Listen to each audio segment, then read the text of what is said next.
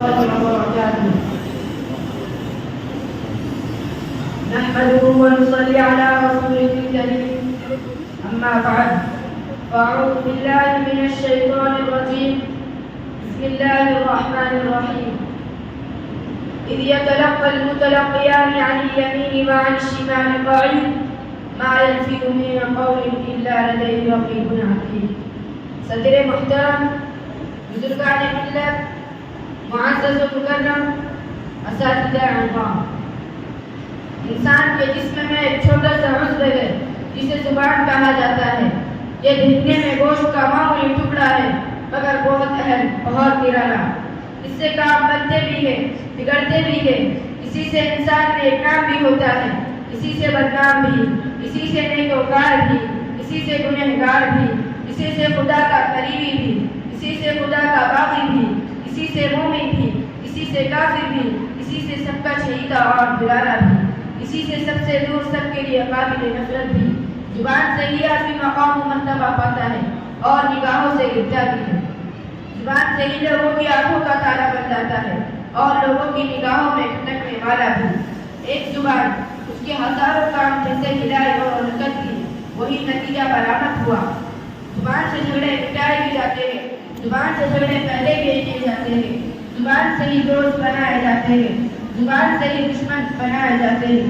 اسی زبان سے اپنی کلمہ ایمان ادا کرتا ہے، اسی سے کفر و شرک کرتا ہے. رسول اللہ صلی اللہ علیہ وسلم ارشاد فرماتے ہیں، جب صبح ہوتی ہے تو انسان کے سارے اعضاء خوشامد کرتے ہوئے بہت ہی عاجزی کے ساتھ کہتے ہیں، دیکھو ہمارے معاملے میں اللہ سے ڈرنا، ہم تمہارے تابع ہیں. اگر تم ٹھیک رہے تو ہم بھی ٹھیک رہیں گے، اگر تم ٹیڑھی ہو گئی تو ہم پر مصیبت آ جائے گی. زبان سے کسی کو گالی دی، برا بھلا کہا، الزام تراشی کی، کسی پر تہمت لگائی، جھوٹی سچی بات کہی، وہ تو کہہ کر اندر چلی گئی. مار کون کھائے گا؟ جھگڑا ہوگا تو پٹائی کس کی ہوگی؟ انسان کے ہاتھ پاؤں کی. ان اعضاء کی جنہوں نے نہ الزام تراشی کی، نہ کسی پر تہمت لگائی، نہ کسی کو برا بھلا کہا. زبان جھگڑا لگا کر بچ جاتی ہے، اس سے اعضاء مصیبت میں گرفتار ہو جاتے ہیں.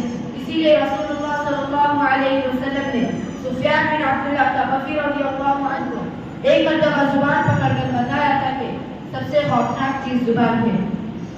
عقبہ بن عامر رضی اللہ عنہ سوال کیا، من نجات، نجات کا راستہ کیا ہے؟ آپ صلی اللہ علیہ وسلم نے فرمایا، املک علیک لسانک ولیسعک بیتک وبک علی خطیئتک. اپنی زبان کو روکے رکھو اور تمہارا گھر عبادت الہی کے لیے گنجائش والا ہو، اپنی خطاؤں پر رو. حضرت ابو ہریرہ رضی اللہ عنہ کہتے ہیں کہ رسول اکرم صلی اللہ علیہ وسلم نے فرمایا، تم جانتے ہو کہ کیا چیز لوگوں کو زیادہ جنت میں لے جاتی ہے؟ پھر خود ہی ارشاد فرمایا، تقوی اللہ و حسن الخلق، تقوی اور حسن اخلاق. پھر فرمانا جانتے ہو کہ کیا چیز لوگوں کو زیادہ جہنم میں لے جاتی ہے؟ پھر خود ہی ارشاد فرمایا، الاجوفان، الفم والفم، منہ اور شرمگاہ. حضرت معاذ بن جبل رضی اللہ عنہ نے سوال کیا، اللہ کے رسول، مجھے ایسا عمل بتا دیجیے جو مجھے جنت میں لے جائے اور جہنم سے دور کر دے. آپ صلی اللہ علیہ وسلم نے فرمایا، اے معاذ، تم نے بہت بڑی چیز پوچھ دی. اللہ جس پر آسان کر دے اس کے لیے آسان ہے. سنو، اللہ کی عبادت کرو، اس کے ساتھ کسی کو شریک نہ ٹھہراؤ، نماز قائم کرو، زکات دو، رمضان المبارک کا روزہ رکھو اور بیت اللہ کا حج کرو. پھر آپ صلی اللہ علیہ وسلم نے فرمایا کہ تمہیں ابواب جنت بتا دوں. سنو، روزہ ڈال ہے، صدقہ متاع کو اس طرح بجھا دیتا ہے جیسے پانی آگ کو، اور رات کی تنہائیوں میں نماز پڑھنا. پھر آپ صلی اللہ علیہ وسلم نے یہ آیت کریمہ تلاوت فرمائی، تتجافى جنوبهم عن المضاجع يدعون ربهم خوفا وطمعا ومما رزقناهم ينفقون. ان کے پہلو اور خواب کا اس علیحدہ ہوتے ہیں، اس طور پہ کہ وہ لوگ اپنے رب کو امید و خوف سے پکارتے ہیں اور ہماری دی ہوئی چیزوں میں سے خرچ کرتے ہیں. پھر آپ صلی اللہ علیہ وسلم نے فرمایا، دین کا سرا اسلام ہے، اس کا ستون نماز ہے، اس کے کوہان کی بلندی جہاد ہے. پھر آپ صلی اللہ علیہ وسلم نے فرمایا، میں تمہیں ایسی چیز نہ بتا دوں جس پر ان کا مدار ہے. وہاں کی جبل رضی اللہ عنہ نے عرض کیا، اللہ کے رسول، ضرور ضرور بتائیے۔ آپ صلی اللہ علیہ وسلم نے اپنی زبان پکڑ لی اور فرمایا اس کو بند رکھو۔ معاذ بن جبل رضی اللہ عنہ نے عرض کیا یا نبی اللہ وَإِنَّا لَمُؤَاخَذُونَ بِمَا نَتَكَلَّمُ بِهِ، اے اللہ کے نبی ہم اس چیز کی وجہ سے بھی پکڑے جائیں گے جو ہم بولتے ہیں۔ آپ صلی اللہ علیہ وسلم نے ارشاد فرمایا هل يكب الناس في النار على وجوههم أو على مناخرهم إلا حصائد ألسنتهم، جو مجلس سے جمائے گا، بیٹھک بازی کرے گا، غیبت و چغل خوری میں مبتلا ہوگا، نہ جانے زبان کے کن کن گناہوں میں مبتلا ہوگا۔ حضرات گرامی، ہمارا بولنا، ہماری بات چیت، ہماری گفتگو اللہ کے ہاں برابر ریکارڈ کی جا رہی ہے، انہیں فرشتے محفوظ کر رہے ہیں۔ ہماری اچھی بات ہو یا بری کل قیامت کے دن ہمارے سامنے آ جائے گی۔ اللہ تعالیٰ ارشاد فرماتا ہے اِذْ يَتَلَقَّى الْمُتَلَقِّيَانِ عَنِ الْيَمِينِ وَعَنِ الشِّمَالِ قَعِيدٌ مَا يَلْفِظُ مِنْ قَوْلٍ إِلَّا لَدَيْهِ رَقِيبٌ عَتِيدٌ، جب دو اخذ کرنے والے فرشتے اخذ کرتے رہتے ہیں، جو دائیں بائیں طرف بیٹھے رہتے ہیں، وہ کوئی لفظ منہ سے نکال نہیں پاتا مگر اس کے پاس ہمارا ایک ٹاک لگانے والا تیار ہے۔ مشہور صحابی رسول حضرت ابو ذر غفاری رضی اللہ عنہ جو کہ بہت ہی کم و تنہائی پسند اور خاموش طبیعت کے انسان تھے، انہوں نے ایک مرتبہ رسول اللہ صلی اللہ علیہ وسلم سے عرض کیا اللہ کے رسول مجھے وصیت کیجیے۔ آپ صلی اللہ علیہ وسلم نے فرمایا میں تم کو تقویٰ کی وصیت کرتا ہوں، یہ تمہارے سارے کام کو مزین کر دے گا۔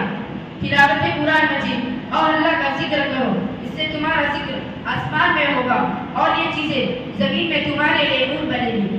دیر تک کے سکوت اور خاموشی اختیار کر کے اللہ کی نعمت اور قدرت پہ غور و فکر کرو، اس سے شیطان تم سے دور بھاگے گا اور تمہارے دینی معاملات میں مدد ملے گی۔ اور دیکھو بہت زیادہ مت ہنسا کرو کیونکہ زیادہ ہنسنا دل کو مردہ کر دیتا ہے اور چہرے کا نور چلے جاتا ہے۔ حق بات کہا کرو اگرچہ کڑوی ہو، اور اللہ کے معاملے میں کسی کی ملامت کرنے والے کی ملامت کی پرواہ نہ کرو اور لوگوں کی عیوب کی ٹوک میں نہ لگو۔ کیجیے ہرگز نہ سنیے دوسروں کا تذکرہ، کیجیے ہرگز نہ سنیے دوسروں کا تذکرہ، سب سے بہتر ہے یہی بہتان و غیبت کا علاج۔ وآخر دعوانا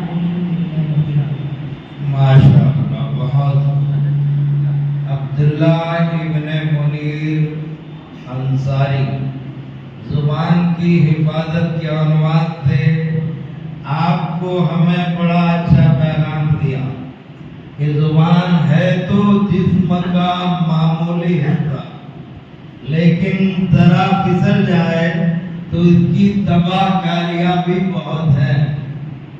اسی لیے زبان رسالت نے اس چیز کو ذکر کیا کہ بندے جنت تیری دوسرے قدم پر ہے، زندگی کا اٹھتا ہوا تیرا پہلا قدم،